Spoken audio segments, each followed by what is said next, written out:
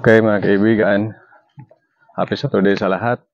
Kung makikita nyo ngayon yung mga tanim natin, no? Medyo lupay-pay na dahil yan sa init. So nilalagyan na natin ngayon ng shade net.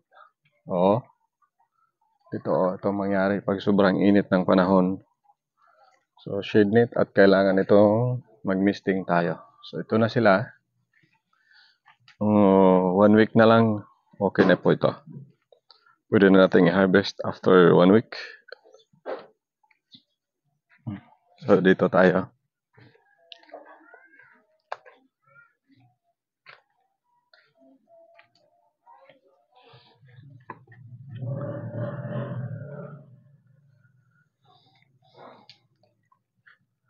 So yan, dahil Saturday ngayon, iniikot natin ang kalagayan ng ating mga tanim. Dahil ito lang ang may sapat tayong oras, panahon para masikaso natin. Dahil weekdays mayroon po tayong trabaho. So every weekend lang po tayo. So ito naman, mga bagong punla lang to, 4 days na. So dito tayo. So dahil mainit, maliban sa shade net, kailangan tayong mag-misting. So misting tayo. Okay.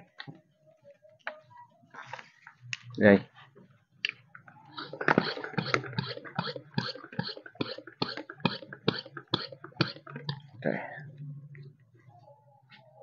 So tapos na natin ito kaninang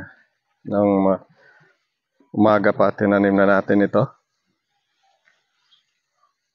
Para sa ngayon ay misting na lang. So mainit na, kailangan ng misting ito. So maliban dito sa shade net, ito pang create ng shadow sa ating mga tanim. At least maging makulimlim dito sa ilalim. Kailangan din ng misting. Yan, paulanan natin. So, kung baga artificial rain ito.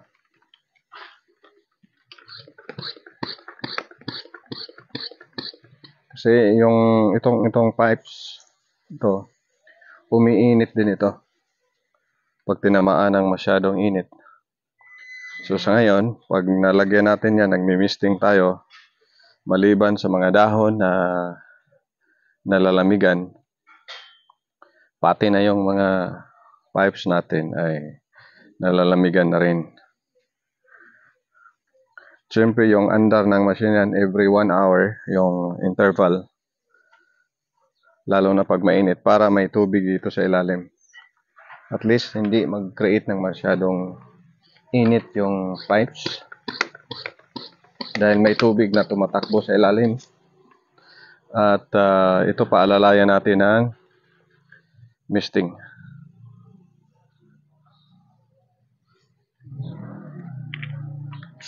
Okay.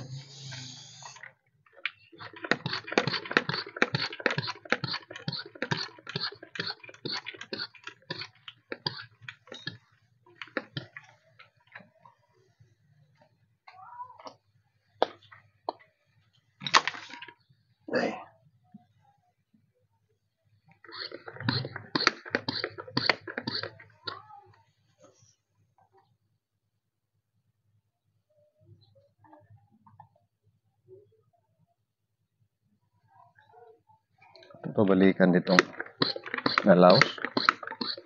Init ito kayo dito. So yan, mag-create yan ng lamig. Pag nag-misting tayo,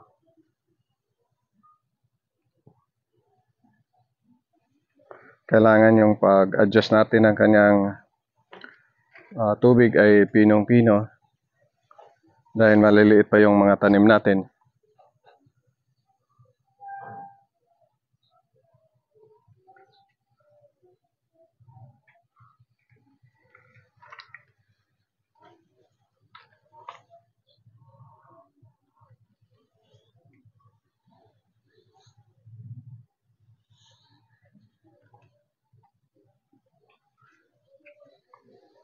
Hindi masyado rito, no? Medyo malamig dahil doble yung net dito. Merong black, may green. At 3 pa. Yan, hangin. So, pag hangin, okay rin. Huwag lang malakas. O, mayroon din kami dyan, mga saluyot. Yan, ah.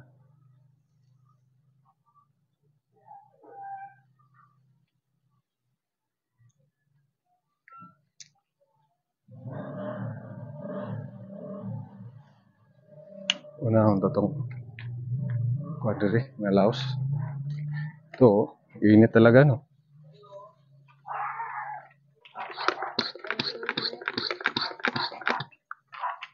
Ano yung sa init kayo, laos? May nari sa ilaw.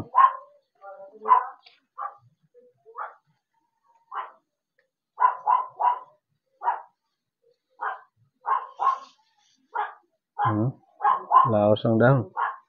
Init dahil diri. Kay layo ra.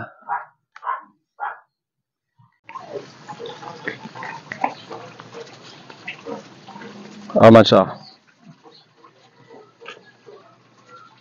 Hindi rin na. Yan ang ginagawa natin every weekend. So, tanim lang tayo ng tanim. Dahil minsan, ang panahon ay hindi natin maintindihan. No? Palaging umuulan, palaging umiinit. Ang matindi yung masyadong mainit tulad ngayon. So, extreme yung weather condition natin. Pag sobrang init kaya naglalagay tayo ng shade net at maliban dyan, magkaroon pa tayo ng misting. So, tanim lang ng tanim. That is for food security and food sustainability. Let us be happy. Let us be healthy.